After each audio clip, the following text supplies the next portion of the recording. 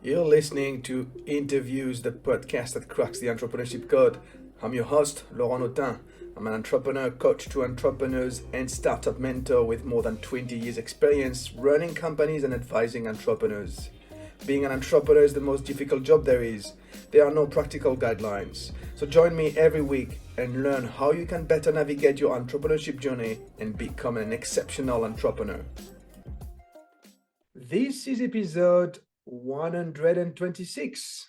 My guest is Aroussi, the founder of Tradologics, a platform that helps traders, investors, and firms across the world develop, test, run, and scale their programmatic trading strategies in the cloud without worrying about what Ran calls the boring stuff like broker connectivity, data management, or infrastructure.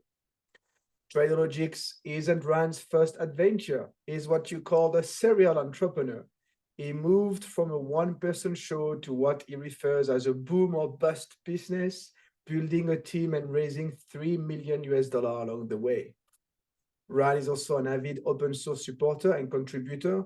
He releases a number of popular open source financial libraries for Python developers and algorithmic traders, which are all available online. Hey, Ran, thank you very much for joining me today. Thank you for having me, and thank you for this great introduction. I just copy and paste stuff. So, like I mentioned, you moved from one person show to a boom or bust business. Can you tell us a little bit about your journey? So my journey with and the love for computers started way back in the 80s, believe it or not.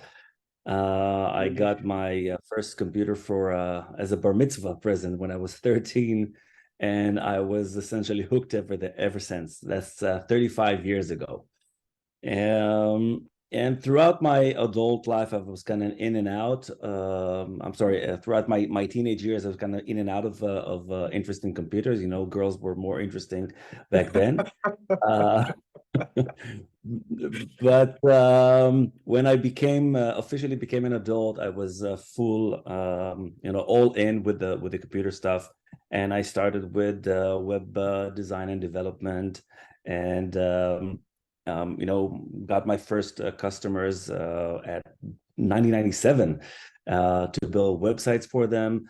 From there, it kind of grew to being a marketer, because customers wanted to have people actually visiting their website as well. So I got into online marketing and advertising, and once I knew how to build websites and to do marketing, I decided that I don't need the customers anymore to build the websites for them. I'll just build stuff for me. And I built a lot of kind of affiliate-based websites and software products and information products, and got more and more involved in the advertising space. And that kind of led me into the edtech space, where I joined forces with very bright people, and we built exchanges for online media and ad networks, and kind of grew from there. But at some point, to be perfectly honest, I was, the distance between, or the gap between the amount of brain power that goes into online advertising and the output, which is, hey, why don't you lose 3 pounds in 3 days type of banner, started to kind of to bother me a little bit, and I decided that I want to shift my focus.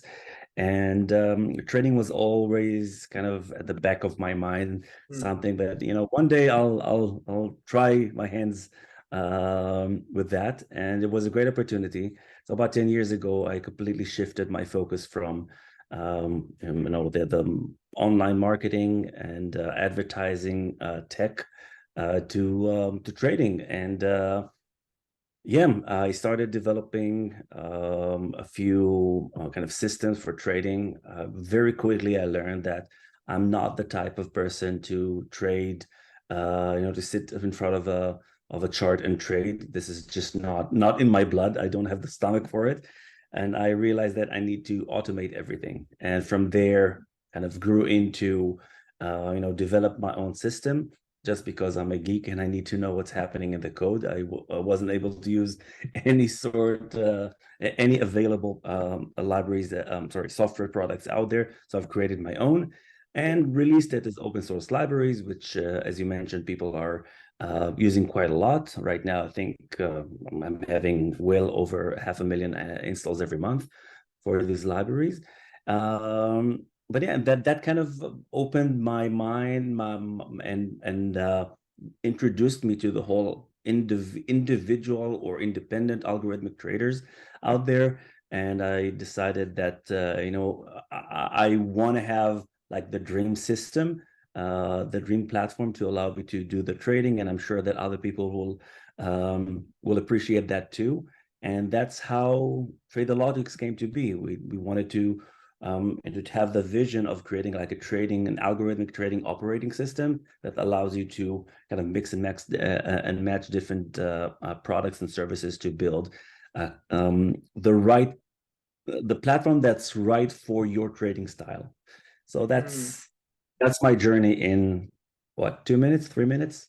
What's interesting is that you make the move from solopreneur, because if I remember well, you had like several companies, Yes. right, when you were solopreneurs. So you tried out several times, several things, but then you said, okay, I've had enough, I'm going to build something bigger. When did you realize that this is what you wanted to do, like to make that move? Well, okay, I'll share a bit of personal information here.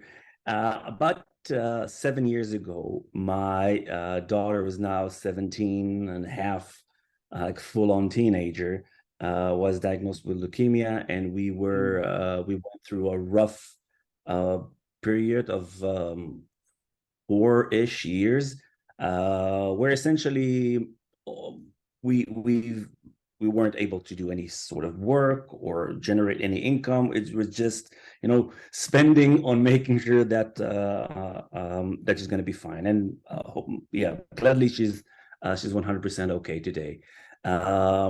But when the idea for Tradologics came to be, it was, I think, about 2 years after she was after she she got healthy, and the idea dictated that I need to make sure that in order for me to be able to make this a reality, I need to be able to focus only on that.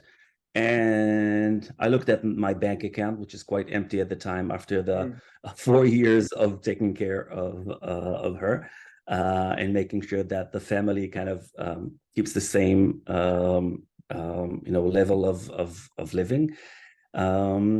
And I realized, okay, I'm going to need investors for that in order for me to be fully immersed into this project and be able to focus 100% of that without kind of doing other activities, to make sure that there's food on the table. I need to go and raise funds, and that's the direction I went with it. That's reason number one. I couldn't do this on my own with the available resources that I had at the time. Another reason is that, as you mentioned in the beginning, this is sort of a boom or bust idea. And this project, it's not, there's a great infographic by, I think, Spotify, of how to build an MVP and start with something small. And instead of building a car like one wheel at a time, you start with a scooter, and then with a bike, and eventually you get into a car. Unfortunately, with Tradologics, this really is not a possibility. We had to make sure that when we go out with the product to the public, we already have a complete ecosystem and a complete product.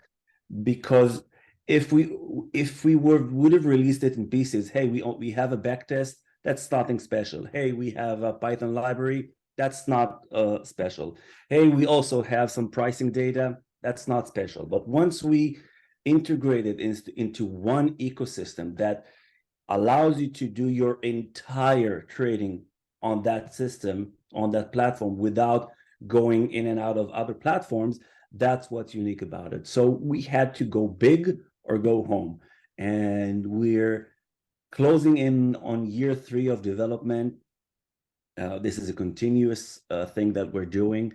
The system is ever growing. There's always more things to add, and yeah. So these are the main two reasons. It's you either do something big or you don't do it at all.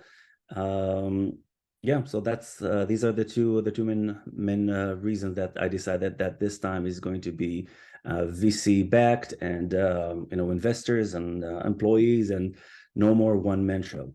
Well, what's your big dream with Tradologics?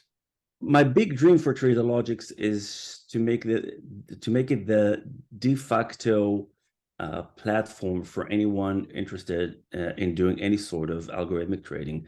So my vision is, you've seen in movies and hedge funds and all that, you see Bloomberg terminals. So my vision is to have Tradologics replace that for algorithmic trading operations. So we're going to work with our operating system essentially for doing all your research, your deployment, your trading, your connectivity, your risk management, just auditing. Everything is going to happen in one platform. Go big or go home. Exactly. Indeed.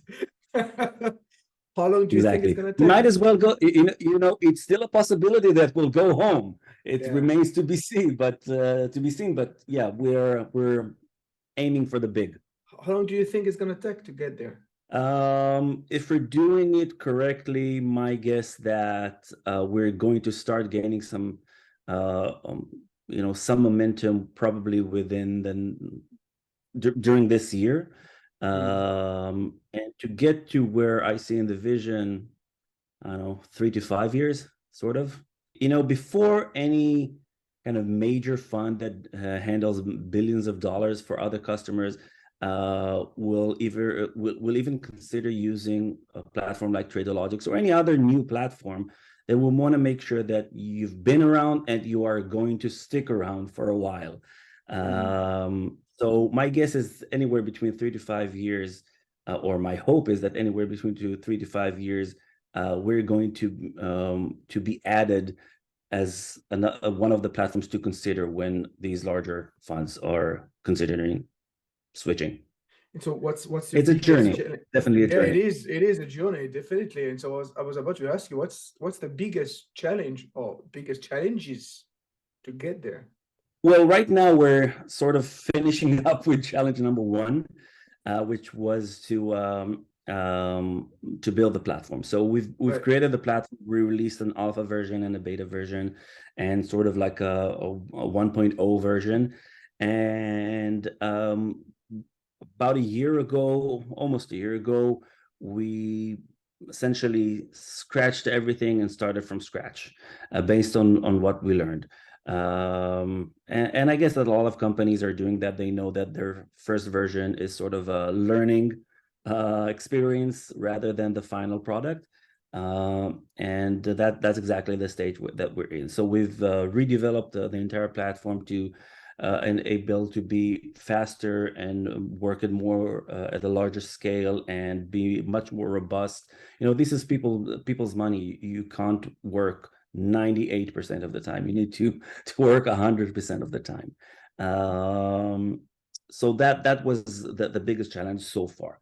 Now we're entering challenge number 2, which is introducing to the market essentially a new way to trade. And sometimes this could be a bit tricky when you present something that simplifies things, and in a market that is used to complexity. Sometimes when you use a software and you've accomplished something in 2 clicks, for example, and you said, okay, this can't be it, and you're very suspicious about this. And so that's essentially where I'm assuming and kind of seeing that direction that we're going right now, is because it really made a lot of the redundant work of the connectivity and risk management and the programming and reprogramming and deployment and versioning and all of that. It really made this whole process very streamlined. So people are like, what? That was it, really? So that's kind of the things that we are going to be focusing in the upcoming year, which is, education and kind of introducing this new method of trading to not trading, this new method of deploying trading strategies to the market. So I mentioned you've raised $3 million USD Yeah, from almost. the beginning. Yeah. Are you planning to raise more money? Yes. Yeah, this is definitely something that's on the roadmap, but it's not going to be anytime soon. So probably within a year, we'll kind of start looking for another round. And the reason being is that so we've done the development. Now we're gonna introduce a product to the market. We're gonna build some traction, and once we kind of iron up all those onboarding experiences and make sure that people really know how to properly use the software and kind of quote unquote perfected that step, then it's time to raise funds and just essentially multiply whatever it is that we were doing at a larger scale. I want to talk a little bit about like raising funds, because this is a hot topic, among the startup ecosystem. And so you were able to convince investors to give you 3 million with nothing, basically, an idea. It wasn't stages, but yeah. Yeah, I'm simplifying. But how do you do that? I mean, how do you find the investors and how do you convince them to follow you? I was extremely lucky. When I started raising funds, it was just when the pandemic hit.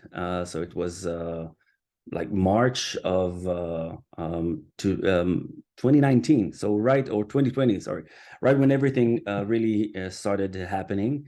So there wasn't a lot of chances to go and meet with the investors. And so everything was done via Zoom. And I literally downloaded a list of investors who are looking to invest during COVID. So that was the title of the spreadsheet that someone put online, and I just downloaded it, filtered it out by interest, by stage, and I started contacting. And I decided to do it in batches, like contact about 10 every day, send them an email with a nice message. I had some marketing background, so I knew how to phrase that one paragraph and that email and attach a small, link to a quick video where I kind of doing my own pitch in a minute. So this is what I've done. And actually, the first VC that I've contacted, that I've emailed, contacted me back, and we've kind of hit it off. And we've, they were the first investor at Inc. That's the VC. They're based in San Francisco and Tel Aviv, and so they were the first investor, along with friends and family, and overall in the pre-seed round, raised about $250,000, something like that. And then about a year after that, we raised more money from existing investors and new investors, including Passion Capital, Umali Group.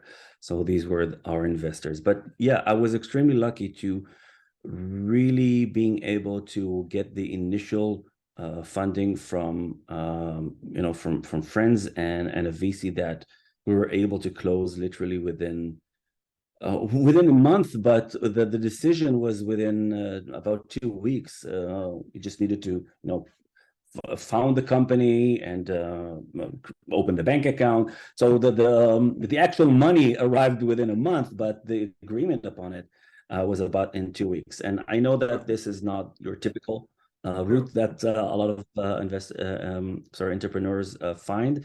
It's usually a process that's a lot more involved, and I can testify that from the second funding round that we've done.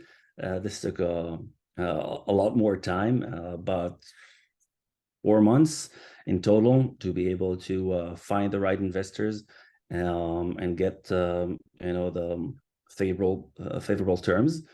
And yeah, so it was Still 4 months. luck from the get-go. Yeah. Still 4 months is quite fast. What recommendation would you give to any startup funders, looking at raising funds? Well, you obviously you have to have a good idea. That's Yeah. that's the first thing. But if we're looking at the technicalities of that, so I would say in the inspiration, on the inspiration level, you have to have a good idea and be very convicted about that. Okay, so you have to have a strong conviction.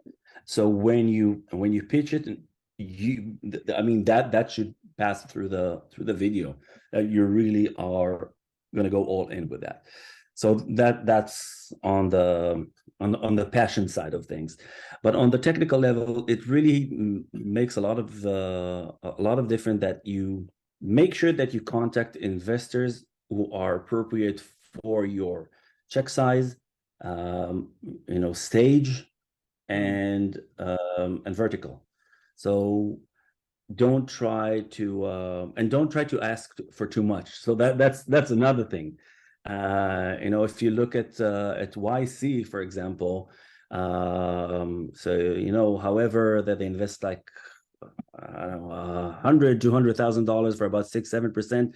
So, but they bring so much value. So don't just look for, okay, how much am I giving versus how much am I getting?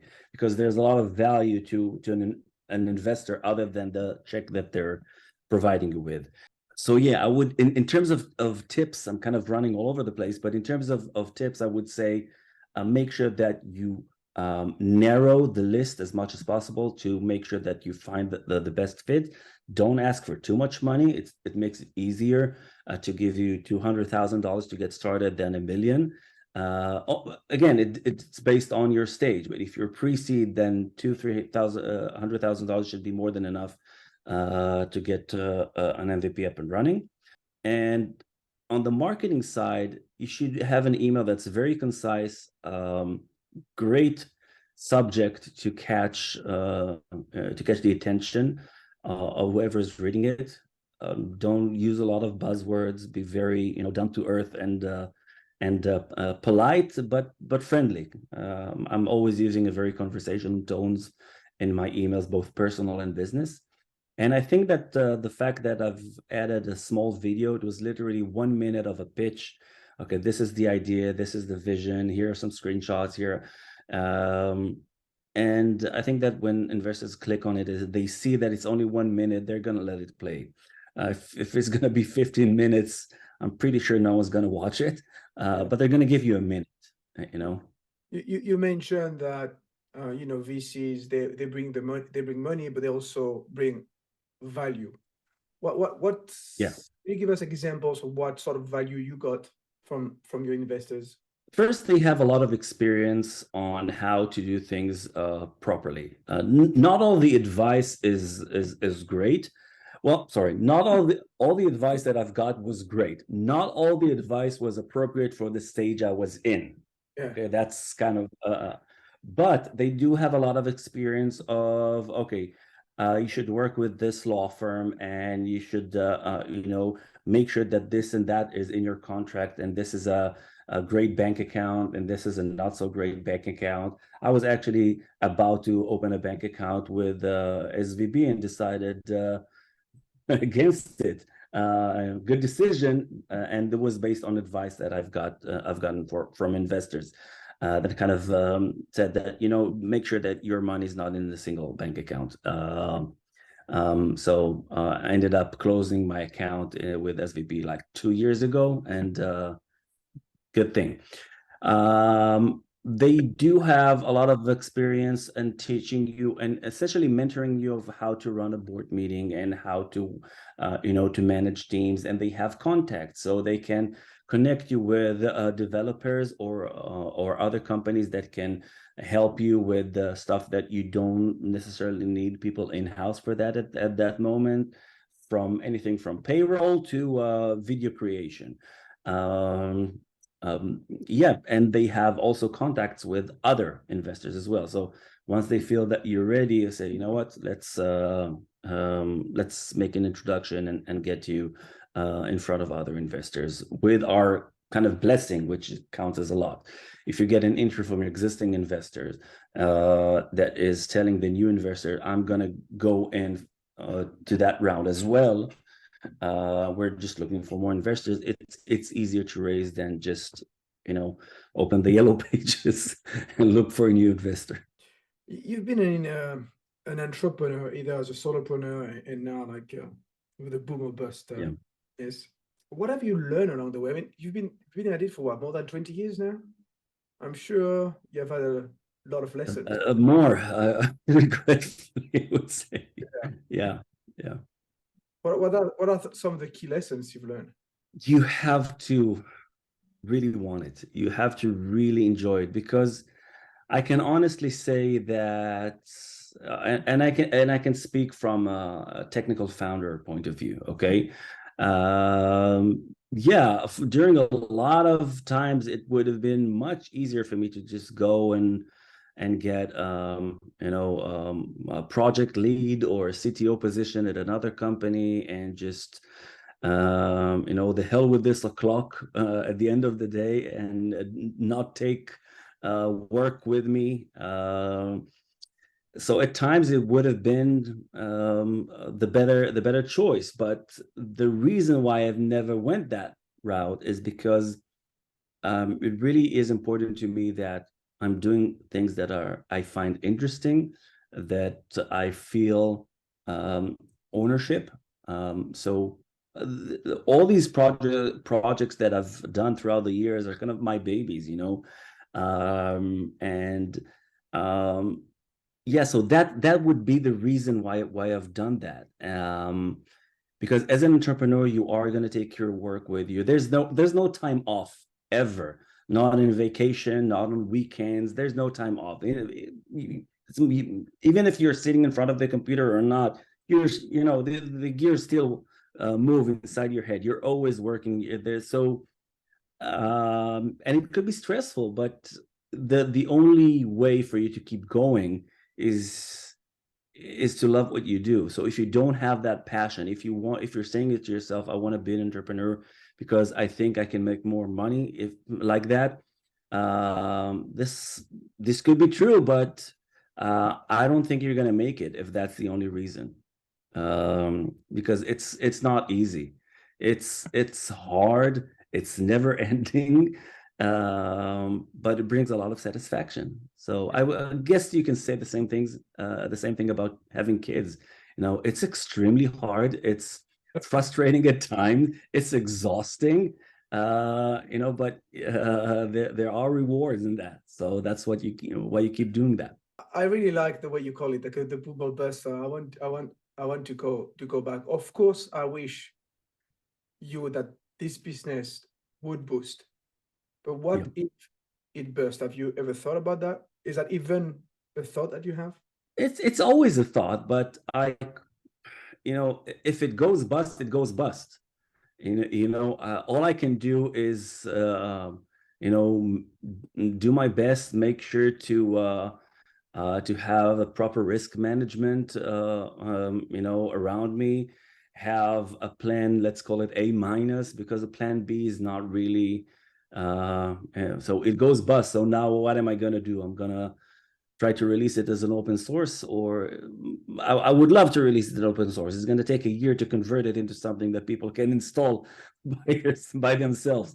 So yeah, I'm not looking for a plan B in that regard. So because if you go if you start your day by saying, okay, plan B, then if this doesn't work, that I'm gonna I'm gonna drive an Uber, whatever it is, then you have less motivation, I think, because you see the alternative.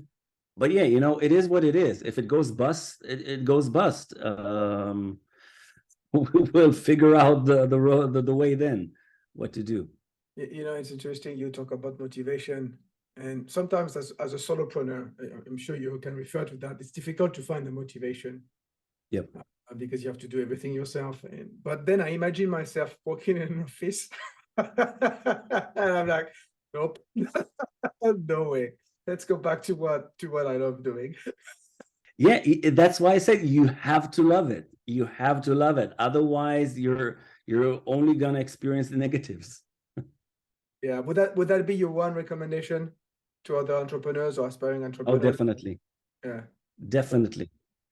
Don't start a company because you say, hey, I think this could be a cool product and like a nice to have product, and I don't like my boss. So a lot of people, would start a company because they had like a cool idea. I know, like Tinder for dogs, whatever it is. But then the reason that they actually go for it is because they don't like going to work, or they think they're going to have a better work-life balance. No, you're going to have a much worse work-life balance as an entrepreneur, almost non-existent. As I mentioned, there's no vacations. You can go anywhere in the world, but you're still working. So make sure that you really, really love what you're doing, and you really feel that your product can make some sort of a change. I'm not saying in the world, but in some people's lives, enough people's lives, and go for it. Yeah, that's as I mentioned, think about it like kids, okay? You don't bring kids because you say, you know what, I don't have a lot to do next weekend. How about we go have some kids?